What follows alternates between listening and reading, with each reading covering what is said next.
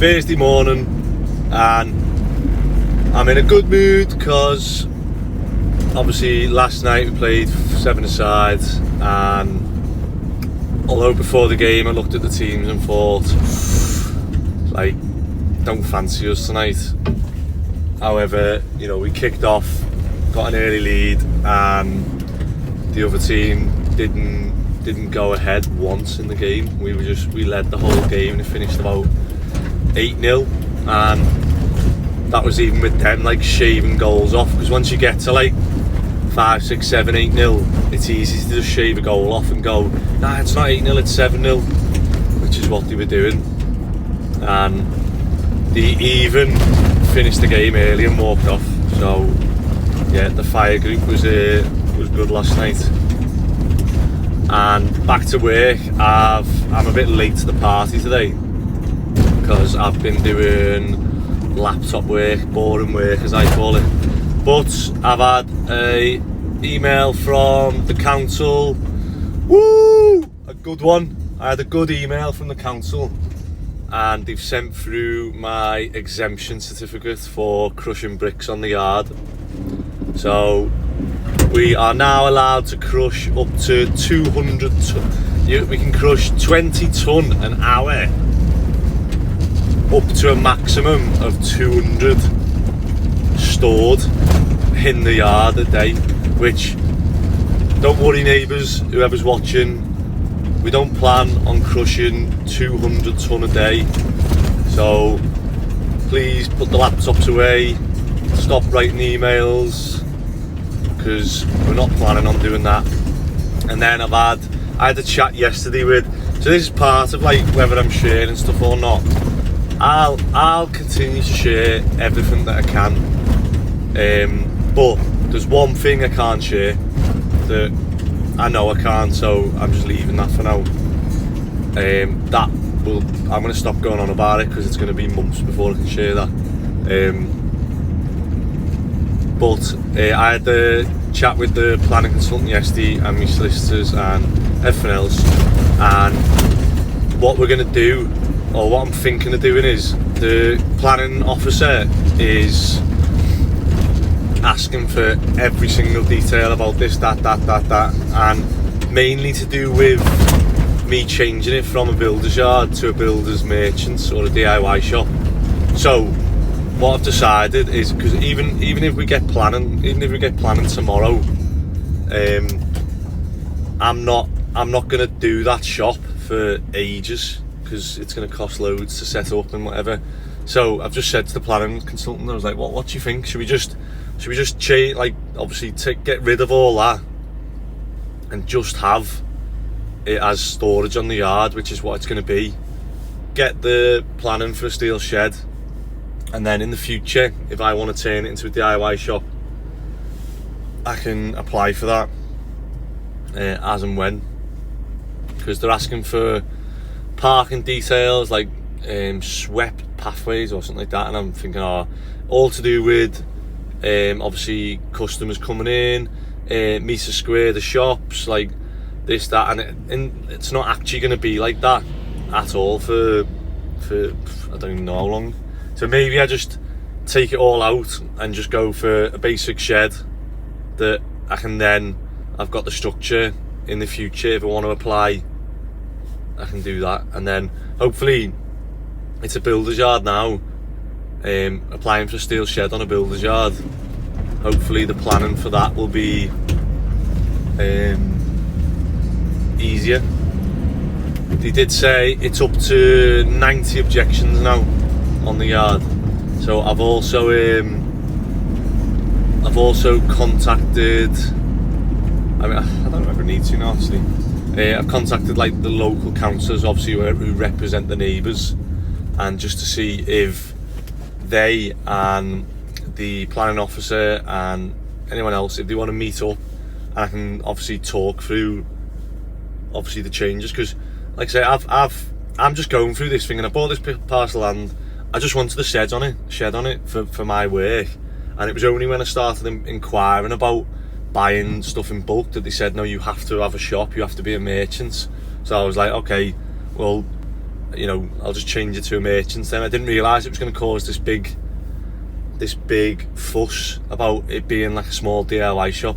There's a small DIY shop round the corner which is actually just closed down, unfortunately, Adams and Barrow, and so now I'm going to put a map on actually. So now you've got Screwfix in Speke, you've got B&Q in Speke, you've got Travis Perkins in Woolton, you've got Chestnut in Wavertree, and then you've got Beasley and Filed in town. So you've got this semicircle of DIY builders, merchants. I think when you say merchant, it sounds like a B&Q. So if you say DIY shop, it sounds more like an Adams and Barrow, which is what it was probably more likely to be. You've got this big semicircle around where there's nothing. So there is obviously a demand for that area, but like I say, you know, I never bought the yard to open a DIY shop or a merchant's, so maybe I just cut it all back and just keep it simple, and then I can apply for that at a later date. But I'll take advice on that and see whether we do it or not. But just like a disclaimer, this is me thinking in the van. Don't take this as gospel and start, you know, like I've had land registry, like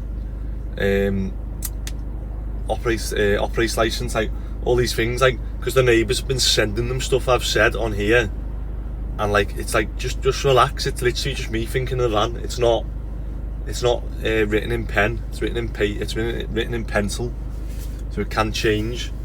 Right, I've got to pick up a smoke sounder and a smoke head, because one of the jobs that the students have moved into has got a fault on the panel, and so we're just going to go and swap that to see if that resolves it, and then I'll go back to the rip out job, and hopefully the lads I'm going to turn up and hopefully that skip's nearly full, and then we're going to take the bricks to the yard, get scaffolding.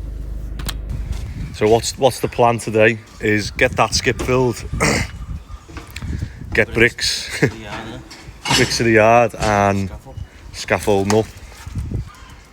How much plaster's left to get off, and then we're going to be, once we've done the scaffolding and the bricks, it'll be another wood tipper, won't it? Floorboards, yeah. So how are we looking? Bricks everywhere.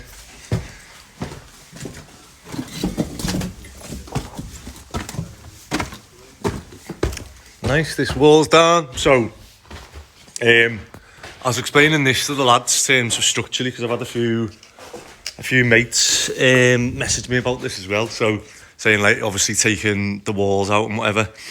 So you can see these joists are sat on that. However, the best way of describing it is the length of that rafter. So the rafter's the 3x3 joist. The length of that rafter, all the weight is on this purlin, this big huge joist. And if you imagine, you know, if we got rid of the ridge and we got rid of this one here, what would happen is they'd just like flex. So we could take that timber out if we wanted. However, it's just obviously helping support the ends to stop from flexing. Same with the ridge. That's why the ridge. Oh, thank you. That's why the ridge is like as thick as a floorboard. It doesn't take any weight. Oh, go away. So we can take obviously this wall out in between, and obviously get the bricks back to the yard. So this is what it's actually going to look like. We're going to have obviously stairs in. There's going to be a bedroom there. You're going to come up landing here. There'll be a bedroom here, normally a bathroom in the middle. I haven't got that far. I don't know whether the plans change now, whether we're going to carry on and do this house, or whether another builder's going to do this and we're going to get it up to a certain stage. But you see how big these old terraces are when you open everything up. I've always thought about this, so you let me know in the comments. So I said to my girlfriend when we first bought a house, I was looking and said, oh, why don't we get a terrace house and just make it like ours, like how we want it. So we'd open this all up, and like this would be, like we'd knock 2 rooms together 3 rooms together, sorry. Knock 3 rooms together and then have a bathroom, like an ensuite, and like, you just walk up and you're like, wow, this is amazing. And then you could have a stairs up to another room. So we were looking at buying like a normal 3-bed terrace, doing a loft conversion, but then knocking all the 3 rooms together on the first floor. So it'd go from a 3-bed to a 2-bed. So in theory, we'd down value it. However, it would appeal to, like, obviously, first-time buyers who haven't got kids, or first-time buyers who've got 1 child. But in theory, whenever I spoke to surveyors, they were like, well, you're going to down value the house, like, regardless of what it is, you're going to down value. But I thought it'd be better. It'd be a niche market, but you might get more money for that house than you would keeping it 3 bedrooms, 4 bedrooms, like small, tiny bedrooms. But, oh well. So yeah, we just need to get that and the rest of the stuff on. So this is where we just need bigger trucks or more.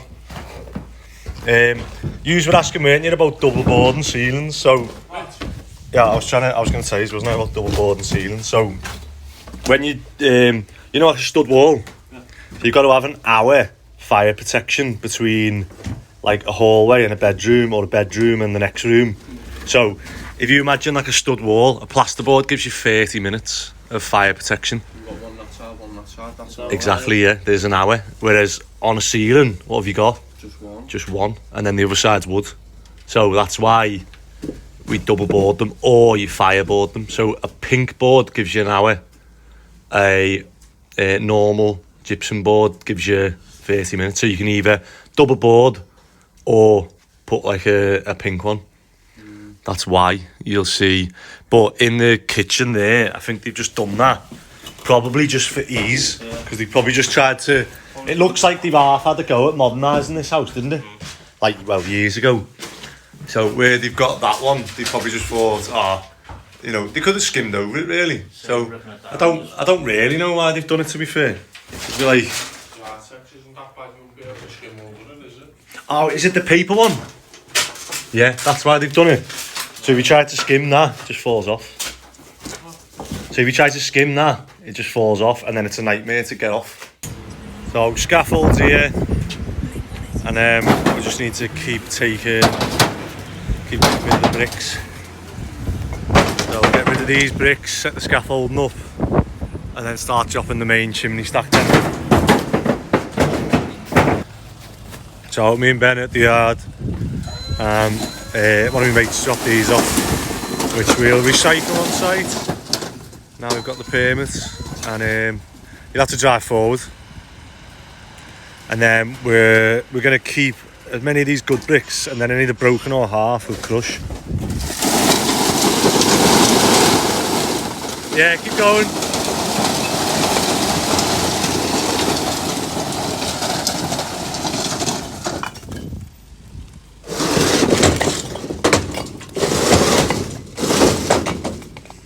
That's one thing I need to look at as well.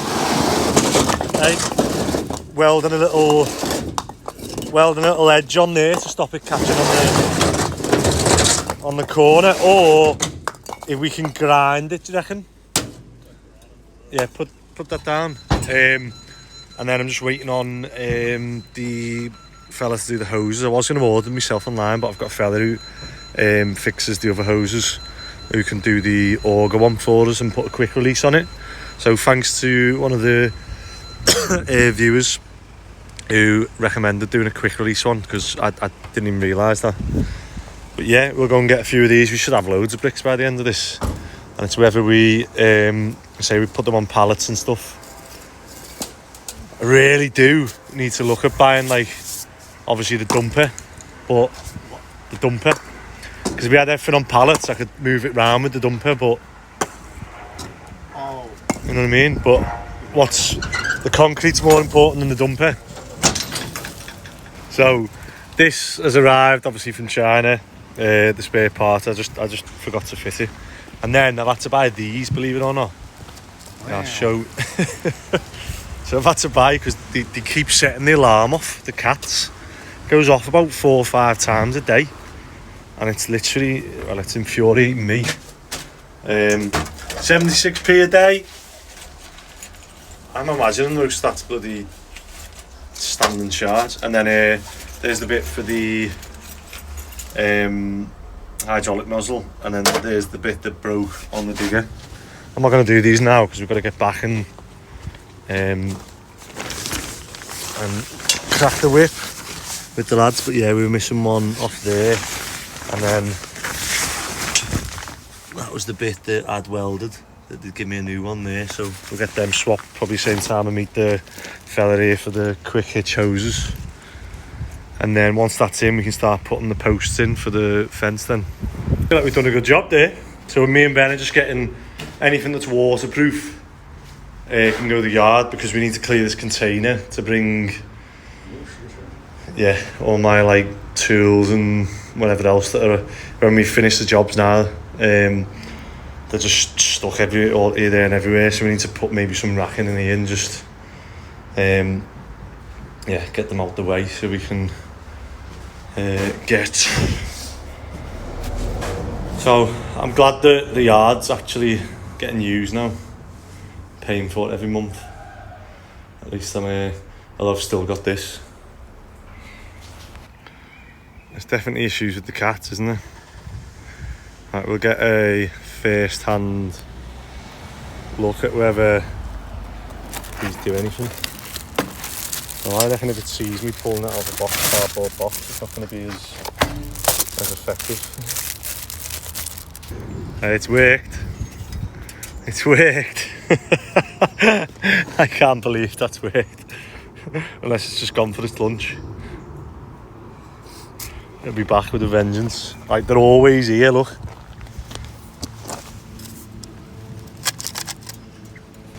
Hopefully this stops setting my alarms off now. Cat comes and sees them eyes and goes, I'm not going in there. Otherwise, the next step's getting a dog.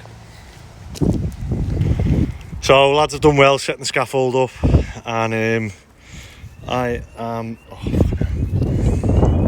as you can see, I've took our side of the chimney down.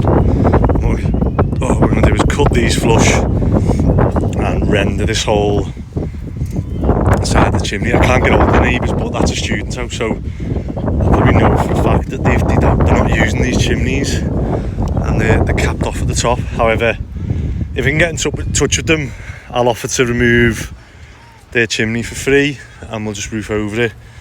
If not, I say we'll just render this side and obviously leave the party wall intact. So now I can come down, on the hook. I can come down and you can see, so this is for me the safest way of working on these students' houses. Just get rid of the chimney stack top down, and you've got nothing that can fall anyone then. And then the only bit that's tricky is obviously this archway, so when we come to that I'll show you. We basically go from above and here we go. We go from above and just take away all the weight off it until it's just that little bit, and then we'll either put an acro underneath or we just get to the point where we can let it fall safely. Right, that's it for Thursday. You see the lads have done well. All the plaster's off, the odd little bit of wood here. But what's that? Tuesday, Wednesday, Thursday, 3 days, and tomorrow that whole stack will be out. We can start pulling these floorboards up. All that timber will go on the tipper, and we could do with emptying that non-recycling, really, couldn't we? What do you think? And then, still got plaster on here, so we've got the plaster to come off. Odd bits here, it's nearly all in, isn't it? Plaster to come off to go into that skip. Probably could have got a smaller skip, couldn't I? That one's got wood on. What do we do here? Have you got a clearer head than me? We need to empty that really, because we could do with wood on one and bricks on the other. Obviously this one takes more weight, so we could do with that one taking the bricks and that one taking the wood, but then that one's not as tall, so it doesn't take as much wood. I'll have a think about it tonight. Yeah, go on. Right, see you tomorrow. I'll show you, I've done this too quick, I didn't show you how we clamp it in the wall and etc. But yeah, that is a wrap for Thursday, so hopefully you're enjoying the channel. If you are, please like, comment and subscribe because it helps us grow. Have a good day.